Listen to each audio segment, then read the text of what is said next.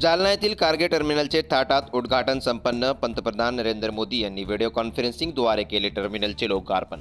कार्यक्रमाला केंद्रीय परिवहन मंत्री नितीन गडकरी व केंद्रीय रेल्वे राज्यमंत्री रावसाहेब दानवे यांची प्रमुख उपस्थिती। पंतप्रधान नरेंद्र मोदी यांनी व्हिडिओ कॉन्फरन्सिंगद्वारे दक्षिण मध्य रेल्वेच्या जालनाजवळील देणेगाव येथे बांधण्यात आलेल्या शक्ती कारगे टर्मिनलचे थाटात उद्घाटन केले। देशाचे केंद्रीय रस्ते व परिवहन महामार्ग मंत्री नितीन गडकरी आणि केंद्रीय रेल्वे राज्यमंत्री रावसाहेब दानवे यांच्या प्रमुख उपस्थितीत हा कार्यक्रम पार पडला। तर या कार्यक्रमासाठी आमदार नारायण कुचे, राष्ट्रवादीचे जिल्हाध्यक्ष अरविंद चौहान, भास्कर आबा दानवे व भाजपा पदाधिकारी, कार्यकर्ते व शहरातील प्रतिष्ठित नागरिक मोठ्या संख्येने उपस्थित होते। एक गोष्ट आपल्याला सगळ्याला माहिती आहे, कोणत्याही भागाचा कोणत्याही शहराचा जर विकास करायचा असेल, दळणवळणाची साधनं वाढले पाहिजे, कनेक्टिव्हिटी वाढली पाहिजे। आणि जोपर्यंत कनेक्टिव्हिटी वाढणार नाही, दळणवळणाची साधनं वाढणार नाही, त्या भागाचा विकास कधीच होऊ शकत नाही।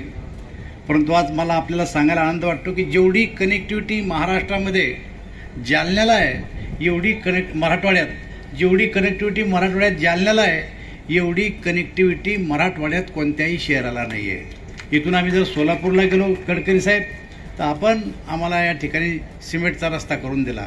आम्ही जर इथून चिखली, बुलढाणा आणि नागपूरपर्यंत जायचं असलं तर आपल्या खात्यानं आम्हाला सिमेंटचा रस्ता करून दिला।